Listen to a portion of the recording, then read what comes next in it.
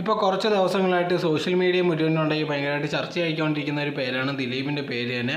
അങ്ങനെ ഇരിക്കുന്ന അതേ കൂട്ടത്തിൽ തന്നെ ഉണ്ടെങ്കിൽ അഖിൽ മാരാറിൻ്റെ പേരും ഭയങ്കര വൈറലായിട്ട് പോകുന്നുണ്ട്. അതിന് മെയിൻ കാരണം എന്ന് പറഞ്ഞാൽ ഇതേ കണക്കുണ്ടായ അഖിൽ മാരാർ ദിലീപിനെ സപ്പോർട്ട് ചെയ്ത് സംസാരിക്കുന്നതാണ്. കുറേ ദിവസമായിട്ട് ഇതേ കണക്ക് പറഞ്ഞിട്ടുള്ളതാണ് ദിലീപ് പാവമാണ്, ഒരു തെറ്റും ചെയ്തില്ല, ഒരുപാട് ആൾക്കാർ ചേർന്ന് കുടിക്കുക എന്നുള്ള രീതിയിലൊക്കെ പറയുന്നുണ്ടായിരുന്നു.